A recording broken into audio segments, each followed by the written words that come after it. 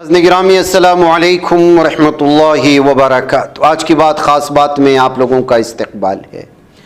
नाज़रीन गिरामी, मैं अंसार अज़ीज़ नदवी इस वक्त आप लोगों के सामने दिन भर से आई हुई कुछ अहम तरीन ख़बरों की तफसीलात लेकर आप लोगों की खिदमत में हाजिर हूँ। तफसीलात में जाने से पहले आप लोगों को इत्तला कर दूँ कि दोनों प्राइम टाइम शाये हो चुके हैं। जिन अहबाब ने नहीं देखा ज़रूर जा कर के देखें, लिंक को शेयर करें, इदारे को मजबूत करें, आपकी ज़िम्मेदारी। आइए पहली ख़बर की जानिब बढ़ते हैं। सफ़ा बैतुल माल इंडिया की ज़ेर सरपरस्ती मस्जिद अशरफ करीम किशन बाग महज एक इबादतगाह नहीं बल्कि एक ऐसा मरकज़ी इंसानियत है जहाँ दीनी, तालीमी, तिब्बी और समाजी खिदमात का वसी नेटवर्क कामयाबी के साथ चलाया जा रहा है। इस बात की इत्तलात सीधी बात को फराहम करने की मज़कूरा इदारे की जानिब से कोशिशें हुई हैं।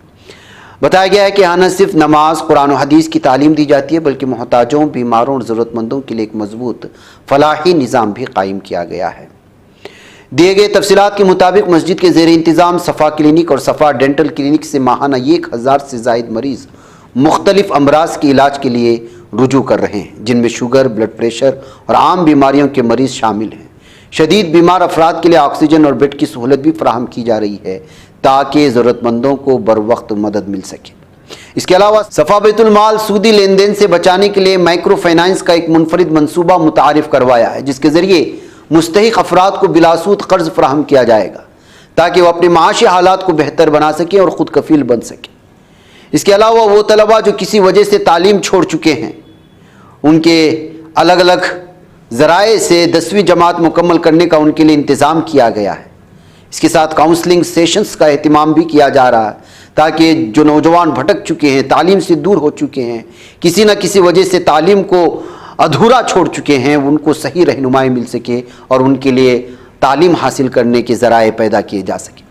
रोज़गार के मौक़े फराहम करने के लिए मुख्तलिफ फ़न्नी तरबियती प्रोग्रामों का इनेकाद किया जाता है। जदीद टेक्नोलॉजी से वाकिफ़त के लिए कंप्यूटर क्लासेस का निज़ाम बनाया गया है। ख़वातीन के लिए खुद किफ़ालत का मौका फराहम करने के लिए मेहंदी डिज़ाइनिंग और टेलरिंग सेंटर का निज़ाम भी जारी है। सफ़ा बैतुल माल के ज़ेर इंतज़ाम ज़रूरी सरकारी दस्तावेज़ात की दुरुस्तगी और नई दरख्वास्तों के लिए भी सहूलत फराहम की जा रही है ताकि ज़रूरतमंद अफराद को सरकारी कामों में दरपेश मुश्किलात से नजात दिलाई जा सके। इस सहूलियात में आधार कार्ड, आभा कार्ड, ई श्रम कार्ड और पैन कार्ड, मैरिज सर्टिफिकेट, दीगर फलाही खिदमात वगैरह शामिल हैं। मस्जिद अशरफ करीम के तहत डिजिटल क्लिनिक भी काम कर रहा है जहां कम लागत में मेयारी इलाज फराहम किया जा रहा है। उसके अलावा समाजी कानूनी मामलात पर रहनुमाई के लिए खुसूसी सेशंस का भी इनेकाद किया जा रहा है ताकि अफराद को अपने हुकूक व फ़राइज़ के बारे में आगाही मिले। ये तमाम खिदमात सफ़ा बैतुल माल इंडिया के बानी की सोच और विजन का अमली नमूना है, जो चाहते हैं कि मसाजिद को महज इबादत गाहों तक महदूद रखने के बजाय हमजिहती फलाही मराकिज़ में तब्दील किया जाए जहां दीन और खिदमत साथ साथ चले। ये मुनफरिद वो मॉडल इस बात की अक्कासी करता है कि मस्जिद न सिर्फ इबादत की जगह है बल्कि एक ऐसा मरकज़ भी है जहां इसे तालीम, सेहत, रोज़गार, कानूनी मुआवनत और समाजी भलाई के दरवाज़े खुलते हैं। अल्लाह ताला इस कार खैर को मज़ीद वसाअत अता फरमाए और इस इंसानियत की खिदमत का एक मिसाली नमूना बनाए। वैकैफ नाज़रीन में आइए दीगर खबरों की जानिब बढ़ते हैं। दिल्ली असम्बली इंतखाबात में केजरीवाल आम आदमी पार्टी की शिकस्त पर केजरीवाल के पुराने साथियों का बयान सामने आया। ये वो साथी हैं जिन्होंने केजरीवाल के साथ अन्ना तहरीक में कदम से कदम और कंधे से कंधे मिलाकर चले थे, फिर इख्तिलाफात की वजह से एक के बाद दीगर सब केजरीवाल आम आदमी पार्टी से अलग हो गए।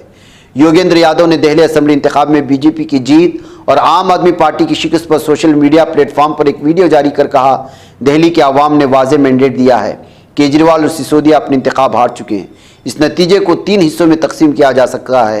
ये धक्का है, सबक है और इम्कानात भी हैं। दिल्ली असम्बली इंतखाबात में बल्ली मारान सीट से आम आदमी पार्टी के उम्मीदवार इमरान हुसैन ने शानदार कामयाबी हासिल की। उन्होंने भारतीय जनता पार्टी के उम्मीदवार कमल बागरी को 29,830 वोटों के बड़े फ़र्क से हराया है।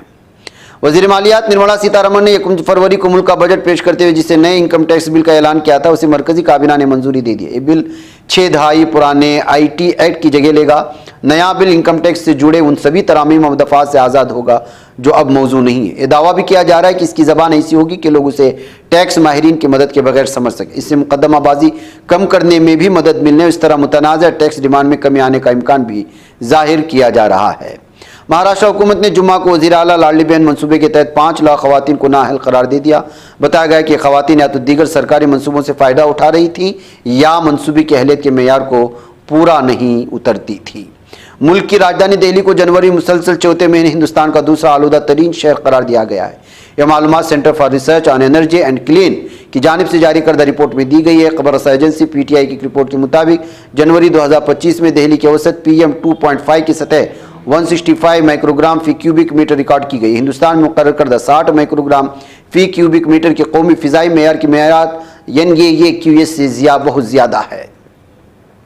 امریکہ میں ناجائز طریقے سے مقیم ہندوستانیوں کو جس طرح وطن واپس بھیجا گیا اس نے کانگریس اور دیگر اپوزیشن پارٹیوں کو حیران کر دیا۔ کانگریس نے تو اس معاملے میں آج ملک گیر سطح پر احتجاجی مظاہرہ کیا اور مرکز کی مودی حکومت کو ہدف تنقید بنایا۔ گزشتہ دنوں 104 ہندوستانیوں کو طیارے میں ہتھکڑی پہنا کر امریکہ سے وطن واپس بھیجا گیا تھا۔ کانگریس ترجمان سپریا شرنیت نے اس واقعے پر اپنی شدید ناراضگی کا اظہار کیا۔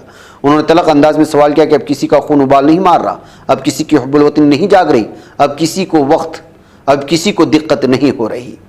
لیبیا میں 2011 کے دوران ہوئے اسپرنگ معاملے کو 14 سال گزر چکے، اس کے بعد بھی امن و امان والے حالات دیکھنے کو نہیں مل رہے۔ سیکورٹی ڈائریکٹوریٹ اور ریبیٹڈ کریسنٹ نے یہاں لگاتار ہلاکتوں سے متعلق جانکاری دی ہے۔ جمعرات کو ایک بیان میں ادارے نے بتایا کہ لیبیا کی جنوب مشرق مغرب میں 2 مقامات پر کم از کم 29 مہاجرین کی لاشیں برآمد کی گئی۔ ان ہلاکتوں کو انسانی اسمگلنگ سے جوڑ کر دیکھا جا رہا ہے۔